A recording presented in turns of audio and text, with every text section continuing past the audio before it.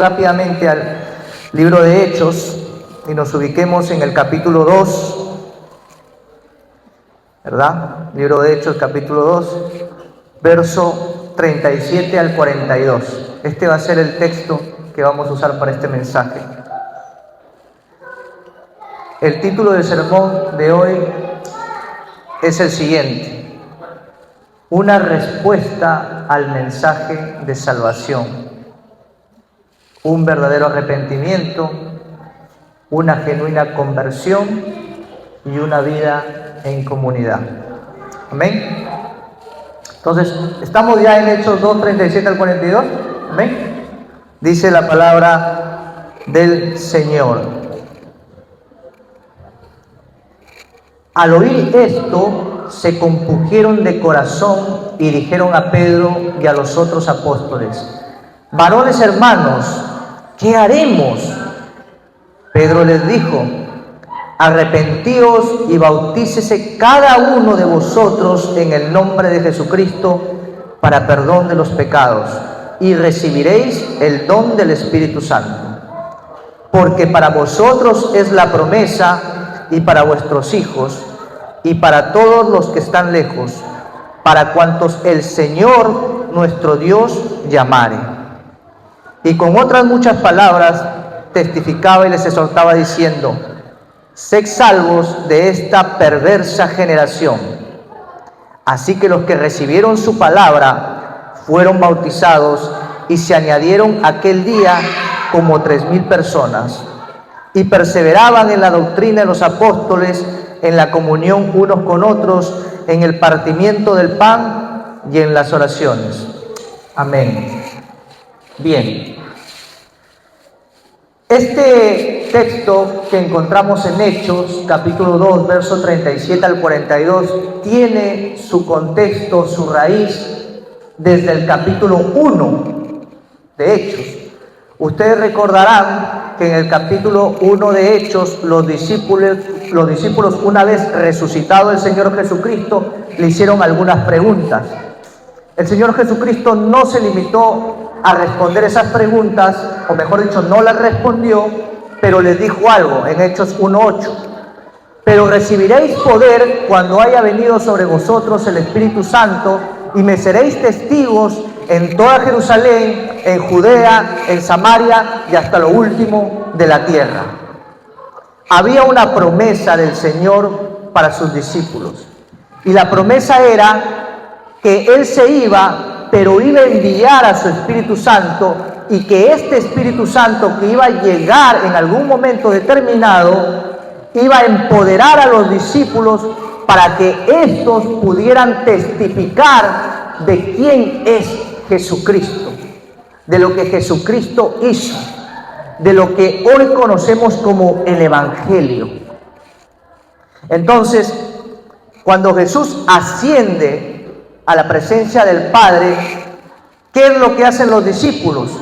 Ellos obedecen al mandato de Jesús y regresan a Jerusalén. Según el versículo 12 del capítulo 1, ellos regresan a Jerusalén y se hospedan en un lugar que se llama el aposento alto. Y ellos regresan a ese lugar porque estaban esperando que la promesa del Señor Jesucristo se hiciera realidad. Ellos no podían salir de Jerusalén, estaban ahí. ¿Pero qué estaban haciendo? Ellos no estaban holgazaneando, ¿verdad? No estaban en el Twitter, en el Facebook, no estaban viendo Fanmagul, como dice el pastor, no, ¿verdad? Ellos no estaban en chismerías, no estaban perdiendo el tiempo. Versículo 14. Todos estos perseveraban unánimes en oración y ruego con las mujeres, y con María, la madre de Jesús, y con sus hermanos. Los discípulos estaban en Jerusalén, en el monte alto, esperando la promesa, pero mientras que esperaban, sus rodillas clamaban, sus ruegos se escuchaban en los cielos. Y Dios, como es natural, respondió a la oración y el clamor de sus discípulos, cumpliendo la promesa. El capítulo 1 finaliza el capítulo 1 finaliza con los discípulos esperando la promesa, reunidos todos en coinonía, y es el capítulo 2 donde nosotros vemos cómo la promesa que el Señor Jesucristo había hecho a sus discípulos se hizo realidad. Los discípulos estaban reunidos todos en oración y en ruego cuando el Espíritu Santo desciende sobre ellos como lenguas de fuego, y cada uno de ellos empezaron a hablar en otros idiomas.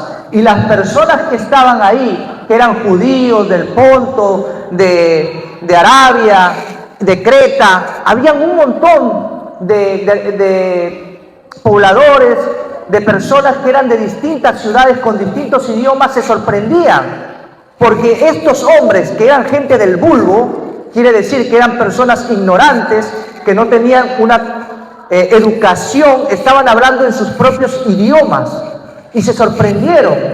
Y es en ese contexto que algunos de ellos dijeron: están ebrios, están borrachos. Y Pedro, escuchando, dijo: no, hermanos míos, no penséis que estamos ebrios, pues es todavía media mañana. Lo que ustedes están viendo es que se está cumpliendo la profecía que está dicha por Joel, en el cual está escrito que el Señor derramará de su espíritu a toda sangre, a toda carne, y todos sus hijos profetizarán.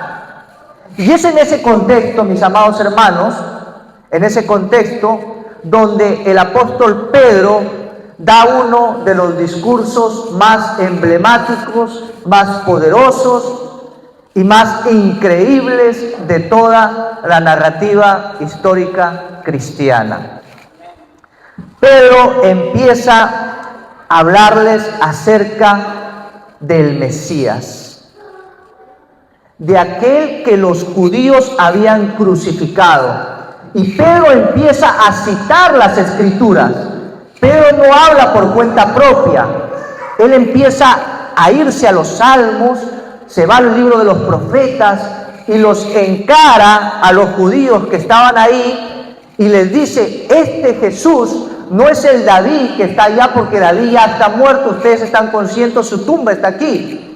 Este Jesús al que ustedes mataron es el Cristo, el que iba a traer salvación y redención. El capítulo 2 finaliza en el versículo 36 con las siguientes palabras: sepa pues ciertamente toda la casa de Israel que a este Jesús, a quien vosotros crucificasteis, Dios le ha hecho Señor y Cristo. Es aquí donde piensa el verdadero sermón. Esto ha sido una introducción simplemente. Entonces yo quiero empezar con el primer postulado o el primer punto, que tiene como título: una convicción profunda del Espíritu Santo. Hechos 2:37 dice: al oír esto, se compungieron de corazón y dijeron a Pedro y a los apóstoles: varones hermanos, ¿qué haremos?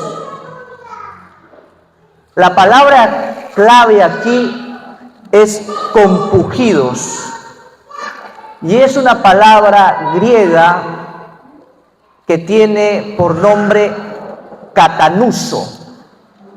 Y esta palabra significa que hay un profundo dolor, es como un aguijón que entra en el corazón y que no permite a la persona que lo tiene estar tranquilo, sino que está con ese dolor que lo incomoda, que lo penetra, que lo tiene retorcido. Eso es lo que significa compungidos en el griego utilizado por Pedro. ¿Y esto por qué ocurre, hermanos? Esto es lo importante. Los predicadores, cualquier predicador, no tiene el poder por sí mismo de producir en las personas la convicción de pecado. No importa si eres un locuaz con tu mensaje, no es lo elocuente que eres, no es tu verso florido, no es tu capacidad léxica, ¿verdad? No son tus palabras acomodadas ni bonitas las que van a captar al creyente o a la persona y convencerlo de su pecado. No, es el Espíritu Santo. Pedro estaba siendo empoderado por el Espíritu Santo. La promesa se había cumplido. Y es Pedro, por el poder del Espíritu Santo, citando la Escritura, que produce en las personas que eran judías una profunda convicción de pecado. ¿Y sabe lo que sucede cuando el Espíritu Santo produce una profunda convicción de pecado en tu vida? Que la respuesta inmediata a esa convicción de pecado es la pregunta: ¿qué haremos? ¿Qué voy a hacer? Ellos se preguntaron a sí mismos: Pedro, hemos matado al Mesías, lo hemos asesinado, al Salvador, al Cristo, al ungido de Dios. Estamos condenados, Pedro. Tiene que haber una manera, tiene que haber una forma. Dinos, ¿qué vamos a hacer? ¿Qué haremos, Pedro? Y es en ese sentido que Pedro les va a dar una respuesta. Pedro les va a decir qué es lo que tienen que hacer. Pero otra vez, no lo va a decir porque Pedro es muy inteligente, porque Pedro se las sabe todas, porque Pedro es muy leído, porque Pedro le dicen el teólogo. No. Yo quiero darles una pequeña ilustración porque para mí es vital que entiendan esto. Que no es en el poder del hombre, sino en el del Espíritu Santo, que Dios usa a los hombres para que su palabra penetre el corazón y pueda haber esa convicción de pecado. Yo no sé si ustedes conocen la historia de un hombre que es conocido históricamente por la Iglesia en los últimos siglos como el príncipe de los predicadores. El más grande predicador de los últimos siglos, después del apóstol Pablo, por supuesto. Ese hombre se llamaba Charles Spurgeon. ¿Tú sabes lo irónico de la conversión de Charles Spurgeon? Te lo voy a contar. En un domingo de enero de 1850, mientras caminaba hacia una iglesia, Spurgeon se vio obligado, debido a la tormenta, desviarse del curso donde él se dirigía y entrar a una pequeña capilla metodista primitiva en Artery Street, Colchester. Perdónenme si no menciono bien. Como la tormenta era intensa, solo unas pocas personas pudieron asistir a ese día al culto. Y el predicador de turno no pudo llegar. Entonces, para que la congregación no se quedara sin escuchar el mensaje de salvación o el mensaje que Dios tenía para sus vidas, un hombre de entre la congregación se paró, se puso frente a la congregación y empezó a exponer la palabra de Dios. Este hombre era un sastre y un zapatero. No tenía otro oficio. No era un predicador. No había estudiado en un seminario. Pero era un hombre que dentro de él habitaba el Espíritu Santo. Y ese hombre, con una predicación torpe, sin hermenéutica, sin exégesis. Este hombre citó un texto, Isaías 45, 22. Ese fue su texto. Y dijo: mirad a mí y sed salvos todos los términos de la tierra, porque yo soy Dios y no hay más. El predicador, como repito, no era elocuente. Así que repitió el versículo una y otra vez, después de varios minutos, una y otra vez. Y después se fijó en un joven que estaba a un rincón de la esquina, y ese joven era Spurgeon. Y estaba sentado en la parte de atrás y visiblemente estaba angustiado. Spurgeon estaba angustiado,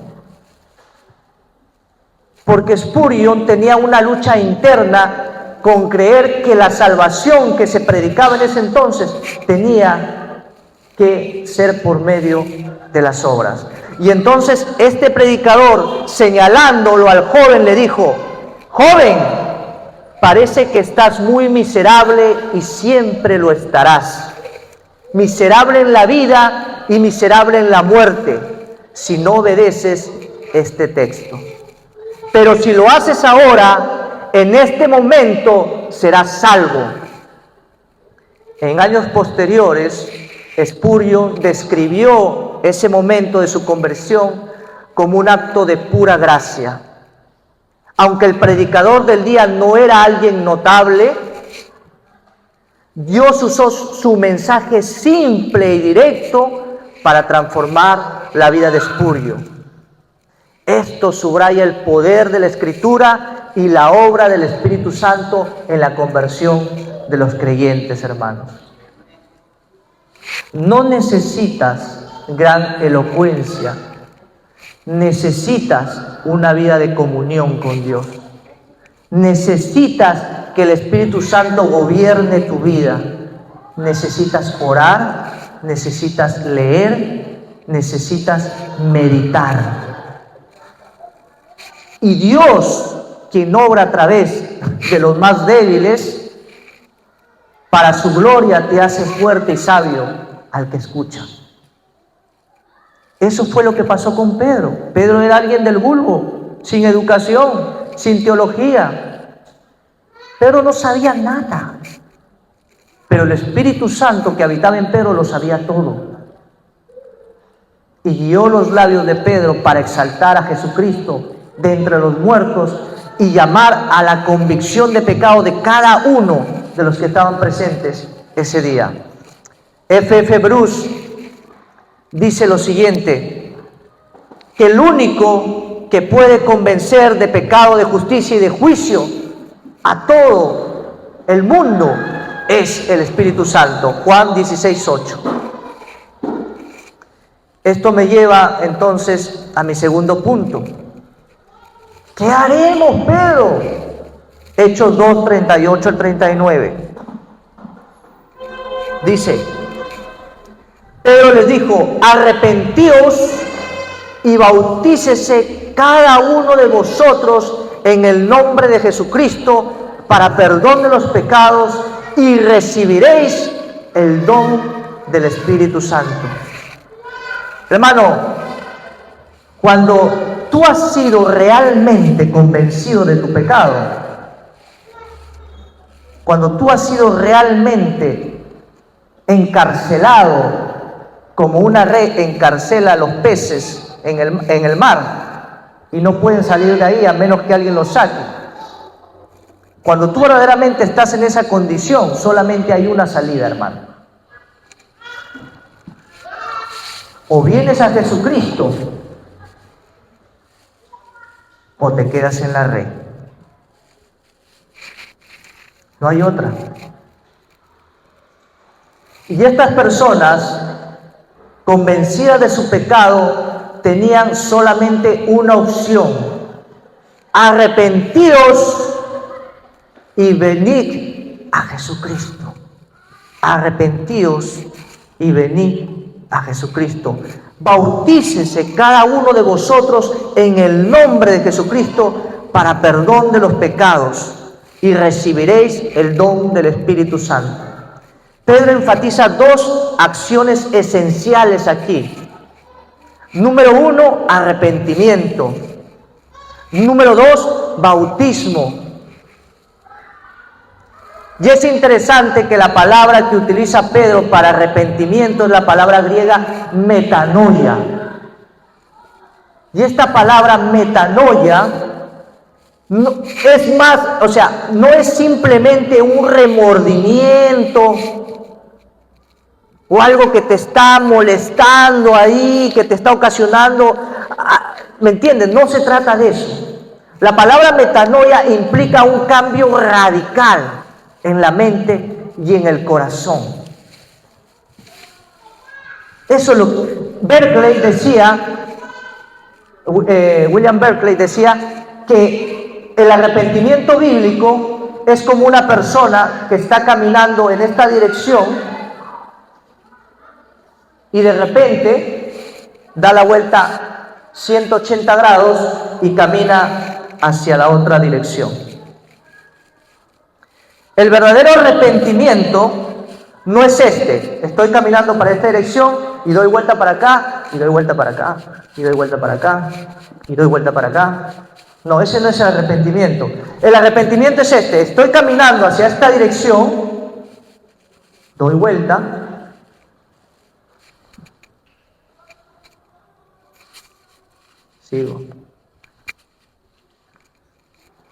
sigo. Porque el arrepentimiento del creyente es un arrepentimiento continuo. No tiene fin. La vida del creyente es una vida de arrepentimiento continuo. No puedes mirar atrás ya. Porque atrás está la muerte. Hacia donde tú ibas, esa es muerte. El arrepentimiento es voltear y mirar a Cristo y seguir. Me caigo, me levanto, pero no miro atrás. Me caigo, me levanto, pero no miro atrás. He decidido seguir a Cristo, ¿verdad? Amén. Eso es lo que dice. Algo que quiero anotar, algo muy importante. El arrepentimiento, mis amados hermanos, es un don. Es un don. Y aquí es donde nos agarramos, ¿verdad? El arrepentimiento es un don. ¿Por qué es un don? Porque es un regalo. No te lo ganaste. No trabajaste para ello. Se te dio por gracia. ¿Cómo lo comprobamos? Si me acompañan a 2 de Timoteo, capítulo 2, verso 25. 2 de Timoteo, capítulo 2, verso 25. ¿Qué dice la palabra del Señor? Pablo le está escribiendo a Timoteo y las palabras que le está escribiendo es para saber, para que Timoteo sepa cómo debe de comportarse con los que están afuera y que él no debe ser tendencioso, no debe buscar siempre discusión, no enredarse en tonterías.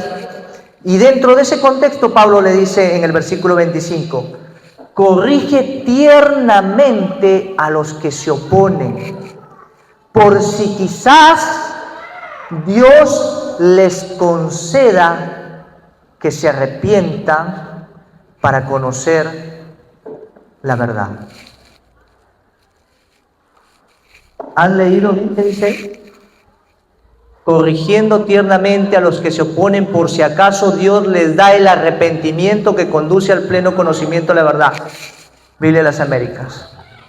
Cualquier versión les va a decir lo mismo. El arrepentimiento viene de Dios como un don que Él otorga por su gracia a quien Él se le da la gana de otorgar. ¿Te molesta, verdad? ¿Molesta? Pero es la verdad. Yo no puedo predicarles otra cosa que no sea la verdad. Lo segundo que quiero que vean es que el arrepentimiento es un cambio de vida. Lo dije al principio. Pasaste de una vida de pecado, de muerte, a una vida con Cristo, que es una vida viva.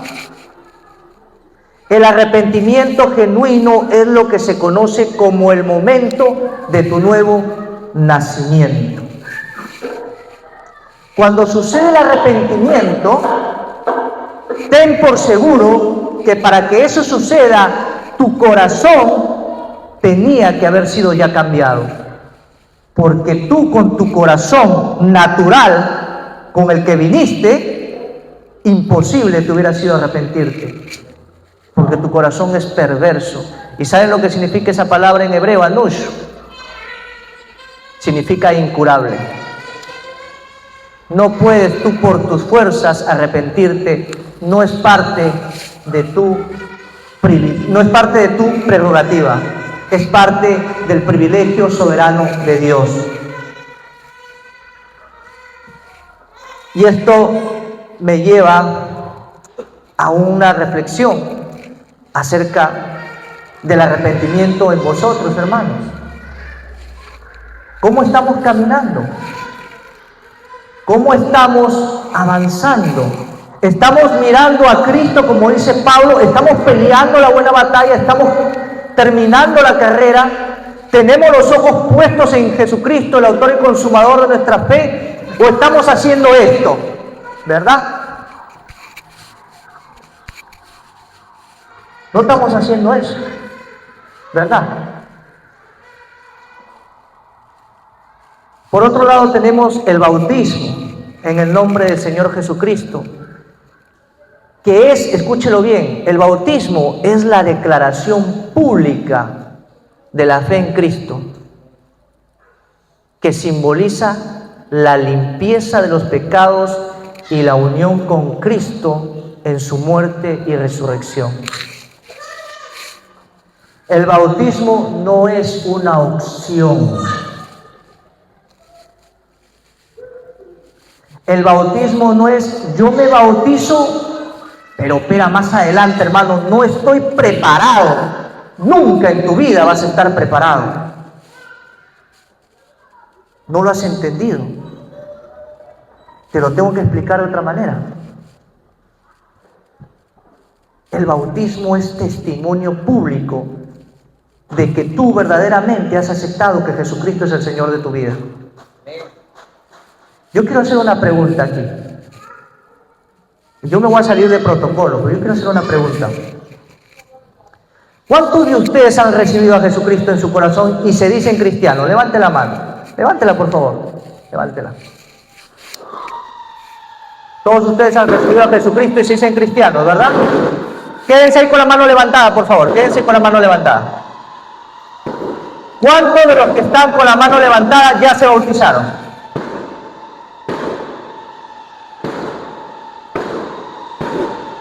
Ay, ay, ay.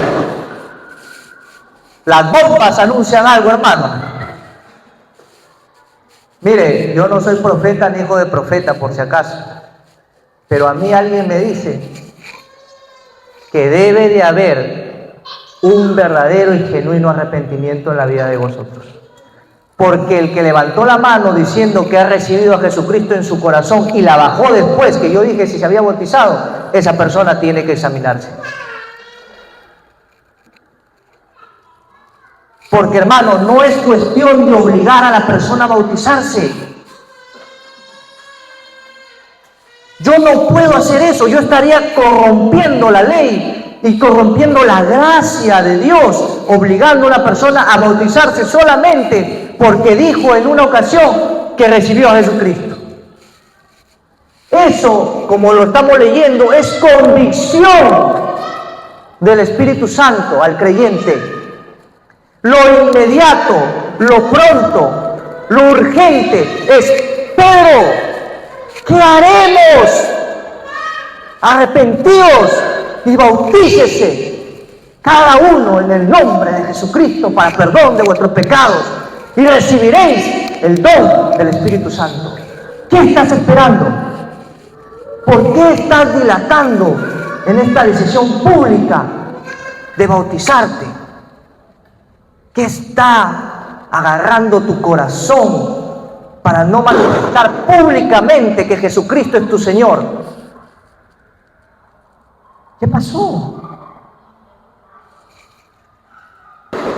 Hermano,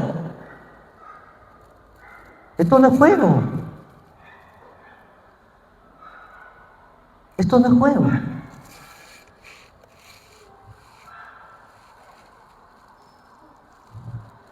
Por otro lado, en ese tiempo, hermano, se necesitaba ser valiente. Escúcheme bien lo que le voy a decir. Se necesitaba ser valiente, corajudo. Así, para que me entienda bien. Se necesitaba ser valiente, corajudo, para decir en ese tiempo que Jesucristo es el Señor y me bautizo públicamente para que todo el mundo me vea. Se necesitaba ser corajudo. ¿Sabe por qué? Porque estos a los que les estaba predicando Pedro eran judíos. Y ellos sabían que quienes habían matado al Señor Jesucristo eran los saduceos y los romanos. Y si tú decías que Jesucristo es el Señor y te bautizabas públicamente, lo único seguro para tu vida es que te vas a morir. Eso era lo único seguro. Te vas a morir. Ahorita, mañana, dentro de un año, te vas a morir. Y el verdadero creyente, el que ha nacido de nuevo, ese ve su vida perdida, porque para él morir en Cristo es ganancia. Es ganancia.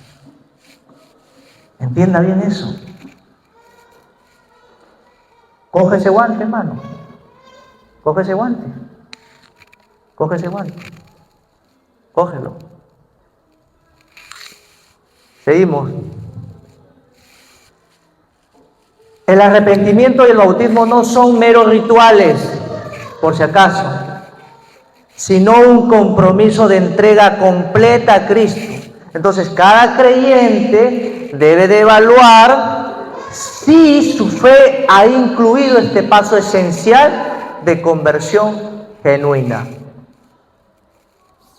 Muchas personas en la iglesia hoy en día se bautizan como un acto mero de formalidad. Pero el bautismo verdadero debe de representar la entrega total de la vida a Cristo. Es una representación simbólica del entierro del viejo yo y la resurrección a una nueva vida en Cristo, Romanos 6, 3 al 4. Y esto me lleva a mi tercer postulado o mi tercer punto.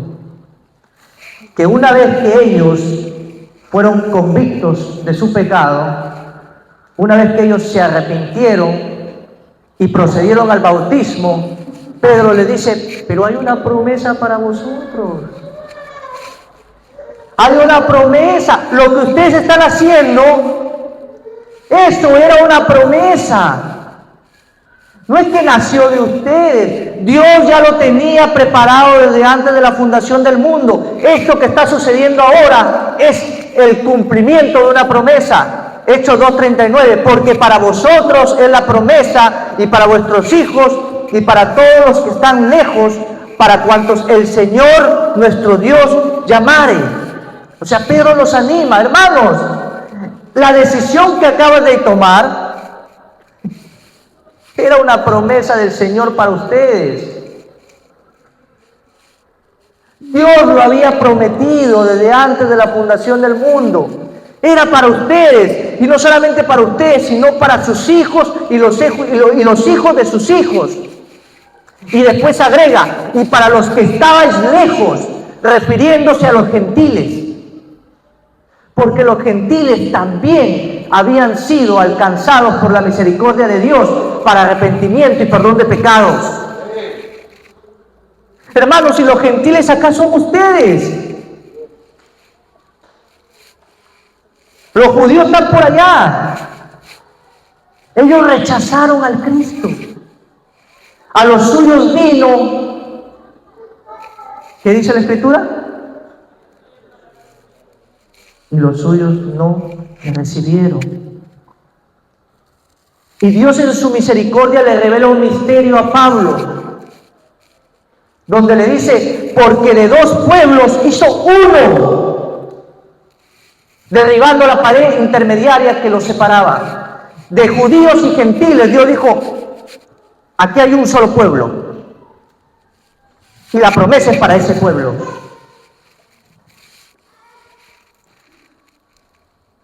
Esta promesa traspasa las fronteras. Es trascendente a generaciones y culturas. John Stott señala que esto anticipa la extensión del Evangelio a los confines de la tierra, según Hechos 1:8. Entonces, la iglesia debe recordar lo siguiente, hermano. Presta atención. La iglesia, esto es importante también. La iglesia debe recordar que el mensaje de salvación es para todos. ¿Me escuchó? El mensaje de salvación es para todos, sin excepción. Debe recordar que Dios está mandando a todos los hombres en todo lugar a que se arrepientan. Hechos 18:30. Pero también debe recordar que muchos son los llamados, pero pocos los escogidos.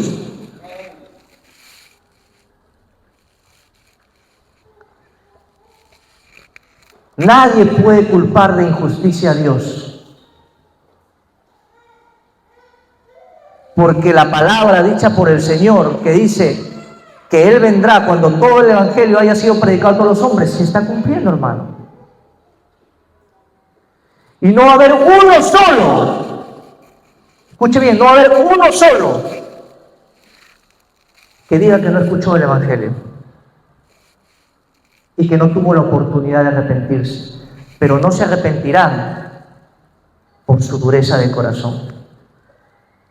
No porque Dios los haya predestinado a perderse, quítese eso de la cabeza. Dios predestina para salvación, no para perdición. ¿Oyó? Dios predestina para salvación, no para perdición.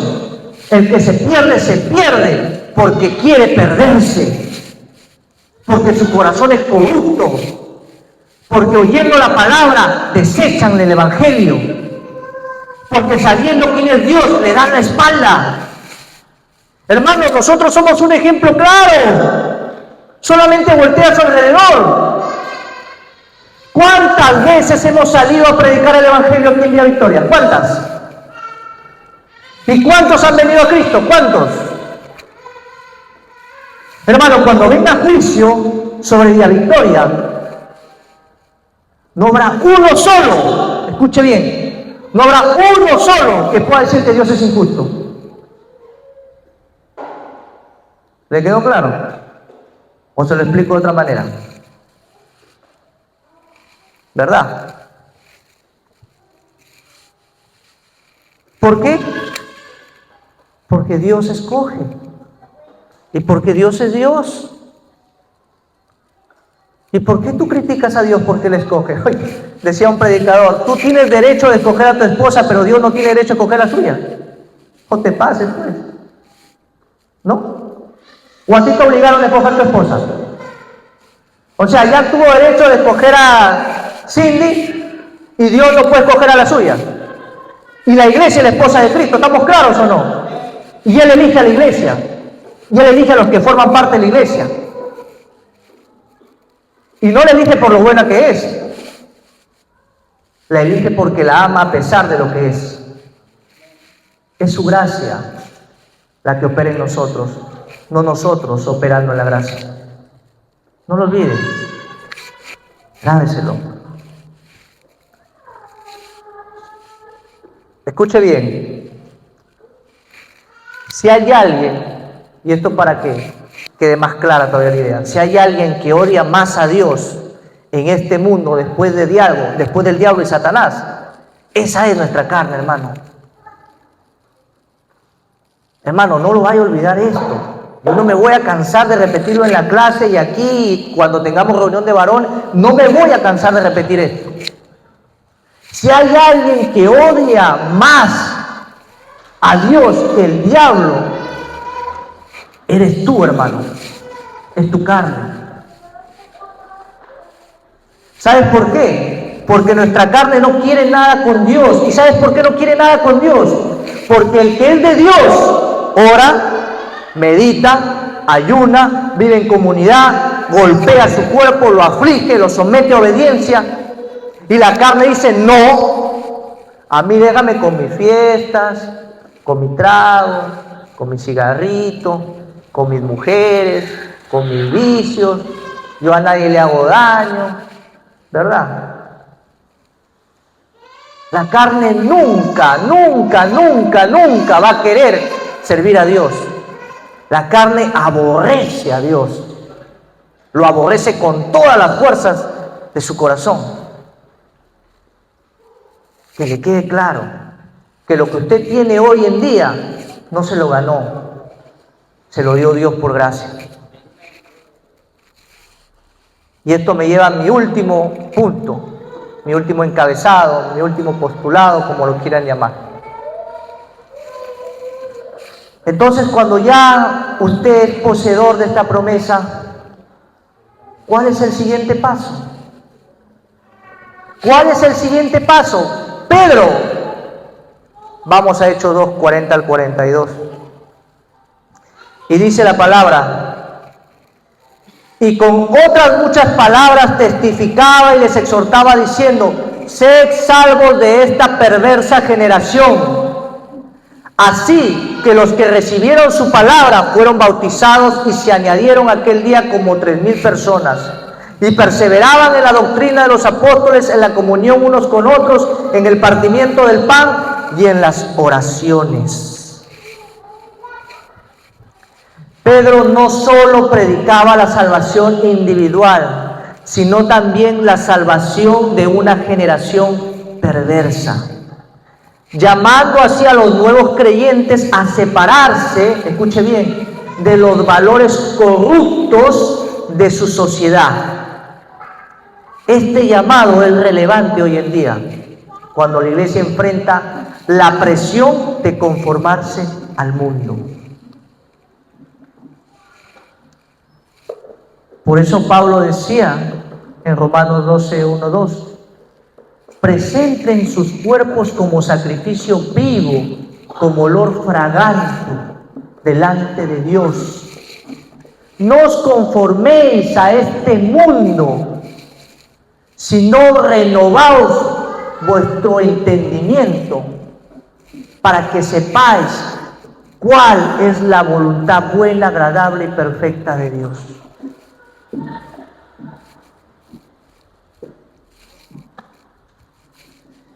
Una vez que el creyente, este es el último paso de la respuesta a la salvación genuina, una vez que el creyente ha sido convicto de pecado, una vez que el creyente se ha arrepentido y se ha bautizado, una vez que el creyente conoce las promesas de Dios, lo último que queda es que el creyente vive en comunidad.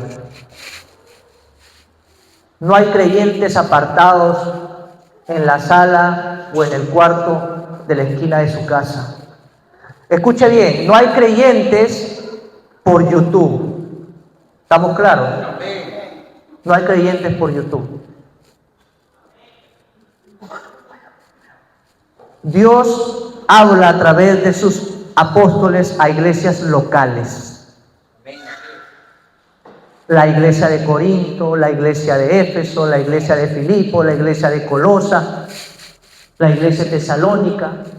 Son iglesias locales. ¿Y sabes por qué eso es importante? Porque tú, cuando vienes a Cristo, necesitas una disciplina y necesitas crecimiento. Yo voy a decir algo que es un poco duro, pero si lo tengo aquí es porque el Señor quiere que lo diga. Vamos a decir que Cindy da luz, ¿verdad? Cindy da luz y agarra a su hijo y lo deja en una esquina, y ella se va y vive su vida como si nada. ¿Cuál sería la posible vida o la posibilidad de que esa criatura sobreviva? ¿Cuál sería? Hermano, yo creo que 0 en 1 millón. solamente la bondad de Dios, y se han visto casos en que pasaron por ahí un basurero y lo vieron, pero esos son casos esporádicos, pero muy esporádicos, como el muerto, como el ladrón en la cruz. No se puede tomar como ejemplo, no es relevante, no es coherente. Lo que quiero decir es lo siguiente: cuando usted nace en Cristo, es una nueva criatura, pero como toda nueva criatura, usted nace así. Ven a mi hijo que está allá, imagínense a mi hijo viviendo solo. No va a durar ni un mes, ni un día, dice mi esposa, ¿cierto? Ni un día. Entonces, ¿qué es lo que tiene que hacer usted una vez que está en Cristo? Pedro lo dice: sé salvo de esta perversa generación. Así que los que recibieron su palabra fueron bautizados y se añadieron aquel día como 3,000 personas. Perseveraban en la doctrina de los apóstoles, en la comunión unos con otros, en el partimiento del pan, que es la cena del Señor que vamos a tener. El creyente verdadero participa de esta cena. Usted no puede entrar por allá, ¿verdad?, y decir que es cristiano y no tomar la cena del Señor, porque la cena del Señor es para el creyente. Usted puede estar en pecado, yo lo entiendo, usted puede haber cometido un error, pero tenga claro que esto no es para los que están como los arcángeles ahí en el cielo. No, esto es un medio de gracia para aquel que se arrepiente, se alimente de lo que el simbolismo sería el sacrificio de Cristo como recordatorio para nosotros. Entonces, el verdadero creyente vive en comunión. No hay creyentes aislados, no hay creyentes en el cuarto, no hay creyentes en la computadora, no lo hay. Quítese eso de la cabeza, no lo hay. Yo tengo una persona que amo mucho que me dice: pero que yo escucho las prédicas del pastor tal. Y tú no me vas a decir a mí que si yo no voy a la iglesia no soy salva. Yo no te lo estoy diciendo, ahí está. ¿Te lo leo de otra manera o cómo te lo leo? ¿Verdad? ¿Usted qué entiende? ¿Quiénes son los que perseveraban en la doctrina de los apóstoles, en la comunión con unos con otros, en el partimiento del pan y en las oraciones? ¿Quiénes? ¿Quiénes? ¿Los inconversos? ¿Los impíos? ¡No! Los que habían recibido a Jesucristo, se habían arrepentido, se habían bautizado y ahora eran parte de la comunidad de fe. Ellos compartían y no venían acá para charlar, para hablar. No, venían acá, fíjese bien, para aprender doctrina, para aprender palabra de Dios. Porque Dios lo que quiere es que usted sea preparado enteramente para toda buena obra. Y solo lo puede hacer con la palabra, no de otra manera. Número 2, para que tengan comunión unos con otros. Número 3, para que participan del pan, de la cena del Señor. Y número 4, para que oren. Una iglesia, hermano, una iglesia sin oración. Y con esto finalizo. Y perdónenme, me he pasado 2 minutos. Con esto termino. Una iglesia que no ora es un campo infértil. Hermano, yo le voy a decir una cosa. Yo puedo, y me voy a poner yo de ejemplo, ¿sí? No quiero tocar a nadie. Yo puedo decirle al pastor que yo estoy orando, y él me puede decir a mí que él está orando. Y puede decirle a una hermana, 2, 3 que están orando. Pero 3 o 4 no son la iglesia acá. Y yo quiero a usted que sepa algo. Dios responde las oraciones de la iglesia, no de una persona individual. Bueno, hay peticiones personales que tú le elevas al Señor en el secreto del Dios, ¿no? Pero cuando tú estás orando por la iglesia, y yo creo que ustedes están orando por la iglesia, ¿verdad? Hay tantas cosas, hermano, que la iglesia necesita. Yo le puedo sacar una lista acá, interminable. Lo primero, necesitamos un templo. ¿Cuántos de ustedes están orando por un templo? Levante la mano, aquí voy a tomar un examen. ¿Cuántos están orando por un templo? Todos los días, delante de Cristo Jesús. ¿Cuántos oran por su pastor?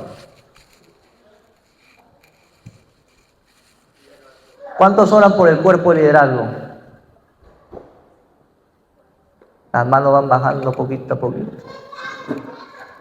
¿Cuántos oran por el crecimiento de ustedes mismos? ¿Cuántos oran por la comunidad de Villa Victoria para que encuentre a Cristo y vida eterna? ¿Cuántos oran por el ministerio de adoración? ¿Cuántos oran por los maestros?